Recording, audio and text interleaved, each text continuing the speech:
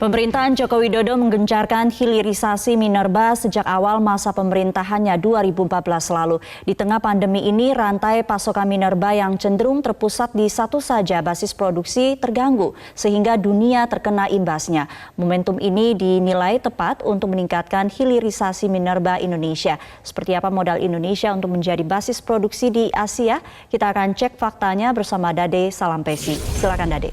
Ya, Sumi dan juga pemirsa, kita tahu dan yakin bersama bahwa bangsa Indonesia dikaruniai oleh Tuhan dengan sumber daya alam yang begitu melimpah. Khususnya untuk sumber daya alam, mineral dan juga batu bara atau minerba. Dan untuk menjawab pertanyaan tadi, bagaimana modal Indonesia untuk menjadi basis produksi khususnya minerba di tingkat Asia dan bahkan dunia, kita pahami bersama dulu apa itu hilirisasi, khususnya hilirisasi minerba. Dalam informasi grafis yang pertama, saya akan jelaskan secara sederhana apa itu pengertian dari hilirisasi, pemirsa. Jadi, secara dasar, hilirisasi itu adalah upaya untuk meningkatkan nilai tambah dengan mengolah bahan mineral dan batu bara yang mentah dari bahan bakunya menjadi sesuatu barang yang jadi atau bahkan setengah jadi. Minerba adalah mineral dan juga batu bara, dan sebenarnya jadi hilirisasi ini untuk meningkatkan nilai tambah sehingga mengolah bahan baku tadi secara otomatis akan menambahkan nilai tambah. Dasar hukum dari hilirisasi ini apa? Tertuang dalam Undang-Undang Nomor 4 Tahun 2009 tentang pertambangan minerba yang sudah diperbaharui di tahun ini ke dalam Undang-Undang Nomor 3 Tahun 2020. Tapi ternyata amanat undang-undang dari pemerintah untuk melakukan hilirisasi ini sudah ada sejak lama, tepatnya dalam Undang-Undang Nomor 11 Tahun 1967 tentang ketentuan-ketentuan pokok pertambangan. Namun baru beberapa tahun ini kembali digembar-gemborkan, khususnya di pemerintahan Presiden Joko Widodo, karena sejak 2014 di awal pemerintahannya Presiden Joko Widodo memaksa Indonesia untuk melakukan hilirisasi minerba, sehingga Indonesia diminta untuk tidak mengekspor atau menjual bahan mentahnya saja, pemirsa. Kita lihat pernyataan dari Presiden Joko Widodo yang disampaikan pada 9 Januari 2020. Pernyataan ini disampaikan oleh Presiden dalam pertemuan di Istana Kepresidenan dalam forum pertemuan dengan Kepala Perwakilan Republik Indonesia dengan Kementerian Luar Negeri. Presiden menyebutkan, jadi ekspor kita tidak bahan baku, material atau mentah lagi. Udah nggak zamannya, kata Presiden. Ekspor yang namanya batu bara, bahan mentah kopra, CPO, kita ingin ekspor kita dalam bentuk barang-barang, minimal setengah jadi. Dalam kesempatan yang sama, Presiden kembali mengingatkan jajarannya agar kita bisa memaksimalkan hilirisasi. Bahkan setiap tahun dalam beberapa kesempatan Presiden pasti menyinggung hal ini. Dalam kesempatan yang sama juga Presiden meminta dan mengingatkan serta meyakinkan bangsa Indonesia bahwa kita bisa menjadi basis produksi di Asia bahkan dunia. Dan dalam kesempatan yang sama juga pada awal Januari, Presiden juga menargetkan agar Indonesia bisa masuk ke pasar Afrika, ke pasar pedalaman Afrika yang cenderung belum memiliki standar kualitas yang tinggi, pemirsa.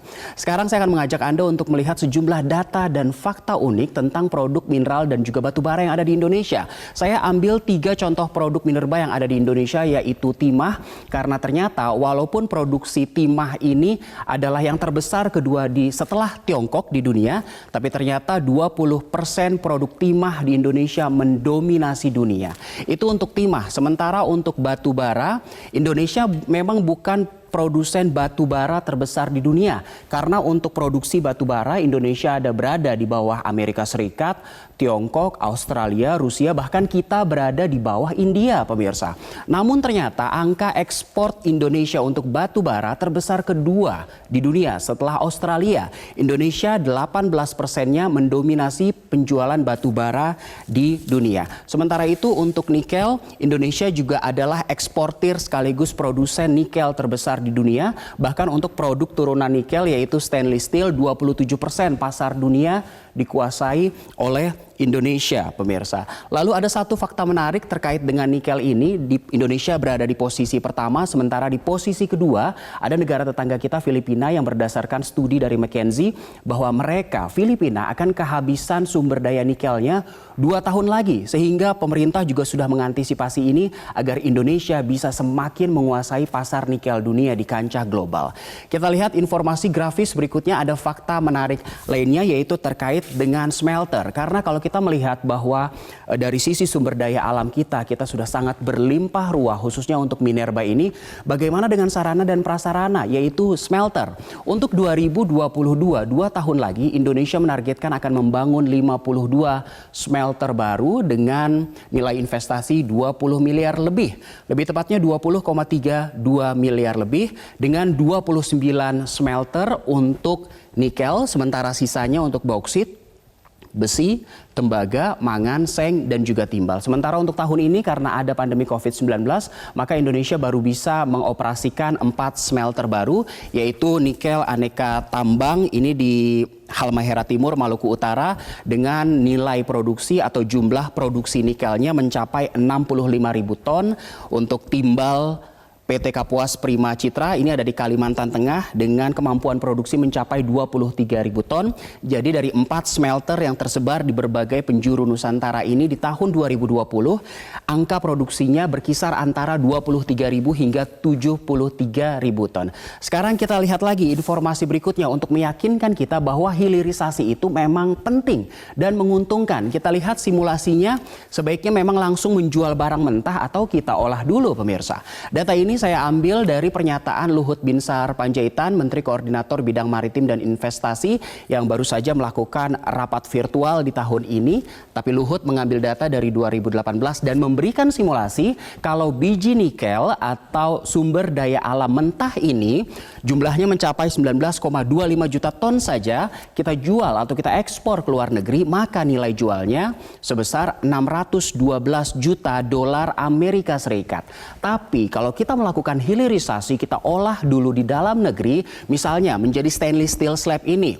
Dengan jumlah stainless steel slab 3,85 juta ton. Kita bandingkan di sini volumenya pemirsa. Untuk biji nikel sumber daya yang mentah 19,25 juta ton, sementara stainless steel jumlahnya jauh lebih sedikit, hanya 3,85 juta ton, namun nilai jualnya lebih besar stainless steel yang mencapai 6,24 miliar. Sungguh perbedaannya sangat besar. Karena kalau kita bandingkan di sini, kalau kita menjual stainless steel artinya sudah ada hilirisasi, sudah ada pengolahan di dalam negeri, nilai jualnya meningkat 10 kali lipat lebih pemirsa. Sehingga inilah yang digembar-gemborkan dan didorong terus oleh pemerintahan Joko Widodo agar kita melakukan hilirisasi khususnya di industri minerba pemirsa. Sekarang kita dalami lagi tentang nikel yang merupakan produk ekspor terbesar Indonesia untuk dunia. Nikel dan masa depan Indonesia. Karena ternyata di tahun 2023 Indonesia akan memasuki yang namanya global supply chain, dan di tahun ini juga ditargetkan Indonesia sudah bisa memproduksi sendiri yang namanya baterai litium tahun 2023.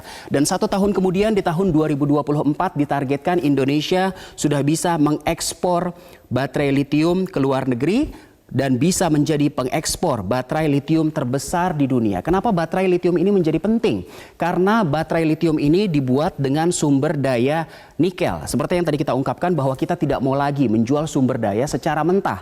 Maka kita olah menjadi baterai litium. Targetnya mana? Targetnya Eropa. Karena di tahun 2030 bangsa-bangsa Eropa tidak lagi menggunakan mobil dengan basis minyak seperti sekarang ini. Di tahun 2030 mobil-mobil di Eropa akan dikendarai menggunakan listrik yang menggunakan baterai litium ini. Sehingga di tahun 2030 Indonesia ditargetkan sudah bisa menjangkau dan mendominasi pasar Eropa.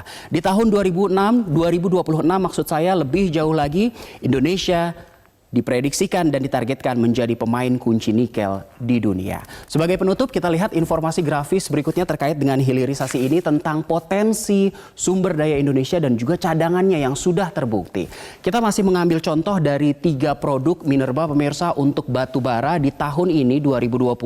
Saya ambil data dari Dirjen Minerba Kementerian ESDM 13 Maret 2020. Indonesia untuk batu bara dipotensikan memiliki 149.000 lebih miliar ton. Dan hingga Juli ini cadangan terbuktinya sudah mencapai 37.000 lebih miliar ton. Sementara untuk timah potensinya 3.878 biji juta ton dan cadangan terbuktinya baru 1.209 biji juta ton. Sementara untuk nikel yang menjadi unggulan dari bangsa ini potensi di tahun 2020 mencapai 9.300 lebih biji juta ton dan cadangan terbuktinya sudah mencapai 3.571 biji juta ton. Tentunya kita optimis bahwa Indonesia tidak hanya dikaruniai sumber daya alam yang begitu besar, tapi juga sarana, prasarana, dan juga yang tidak kalah penting sumber daya manusianya yang mau bergerak.